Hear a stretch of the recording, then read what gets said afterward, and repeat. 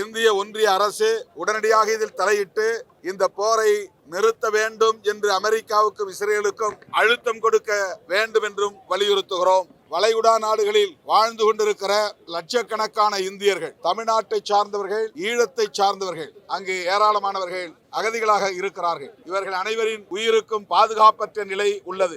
அங்குள்ள புலம்பெயர்ந்த இந்தியர்கள், தமிழர்கள் அனைவரையும் பாதுகாக்கும் நடவடிக்கையில் இந்திய ஒன்றிய அரசு ஈடுபட வேண்டும். ஈரானுக்கு ஆதரவாக சீனா, ரஷ்யா போன்ற நாடுகள் இன்றைக்கு குரல் கொடுக்க முன்வந்திருப்பதை வரவேற்கிறோம். அமெரிக்கா எடுக்கிற இந்த நடவடிக்கையை கண்டிக்கிறோம். அதற்கு இந்தியா துணை போக கூடாது என்று வலியுறுத்துகிறோம். இன்று தமிழ்நாட்டில் மார்க்சிஸ்ட் கம்யூனிஸ்ட் கட்சி, இந்திய கம்யூனிஸ்ட் கட்சி மற்றும் விடுதலை சிறுத்தைகள் கட்சி ஆகியவற்றின் சார்பில் சென்னை, கோவை, மதுரை, நெல்லை, திருவாரூர் உள்ளிட்ட பல்வேறு இடங்களில் இந்த கண்டன ஆர்ப்பாட்டம் நடைபெற்றுக் கொண்டிருக்கிறது. ஈரான் மீது ஏகாதிபத்தியமும் இஸ்ரேலும் நிறுத்த வேண்டும் என்று வலியுறுத்தி நாங்கள் இந்த ஆர்ப்பாட்டத்தை முன்னெடுத்திருக்கிறோம்.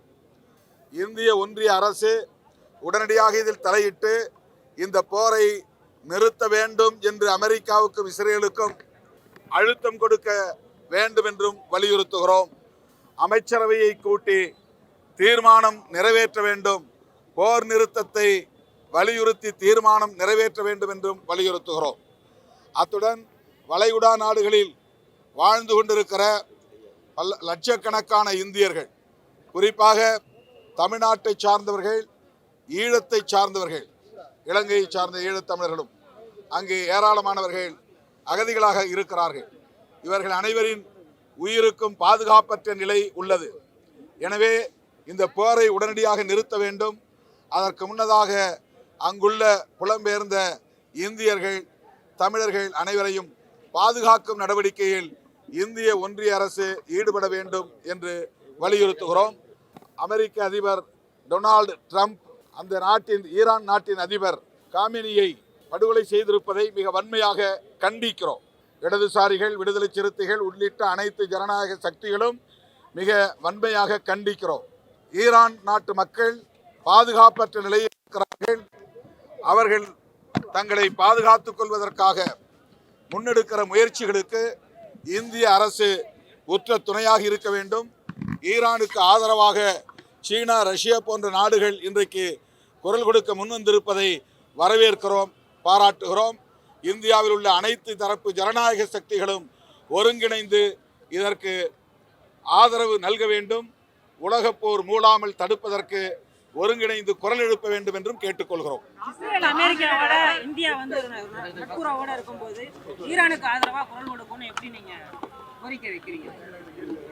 ஈரானில் நடப்பது அநீதியானது, மிக மோசமான ஒடுக்குமுறையாகும். எனவே அமெரிக்கா எடுக்கிற இந்த நடவடிக்கையை கண்டிக்கிறோம். அதற்கு இந்தியா துணை போக கூடாது என்று வலியுறுத்துகிறோம். நாங்குநேரியில் நடந்த 2 பேர் படுகொலை, பல பேர் காயமடைந்திருக்கிறார்கள். அதில் சம்பந்தப்பட்ட குற்றவாளிகளை காவல்துறை கைது செய்ய வேண்டும் என்று உயர் அதிகாரிகளை தொடர்பு கொண்டு வலியுறுத்தி இருக்கிறோம். தென் மாவட்டங்களில் சாதியின் பெயரால் வன்முறை வெறியாட்டத்தை தூண்டிவிட்டு அரசியல் ஆதாயம் தேட சங் பரிவார்கள் முயற்சிக்கிறார்கள் என்று ஏற்கனவே தகவல்கள் வெளியாகி இருக்கின்றன. அதற்கு ஒத்திகையோ இந்த செயல் என்று எண்ண தோன்றுகிறது. எந்த பின்புலமும் எந்த பின்னணி காரணமும் இல்லாமல் 2 பேர், அதில் ஒருவர் தலித், ஒருவர் நாடார் வகுப்பை சார்ந்தவர் என்று சொல்லப்படுகிறது. பல பேர் 10க்கும் மேற்பட்டவர்கள் காயமடைந்திருக்கிறார்கள். எனவே இதன் பின்னணியை முழுமையாக ஆய்ந்தறிய வேண்டும். சம்பந்தப்பட்டவர்கள் யாராக இருந்தாலும் அவர்கள் மீது கடும் நடவடிக்கை எடுக்க வேண்டும் என்று வலியுறுத்துகிறோம்.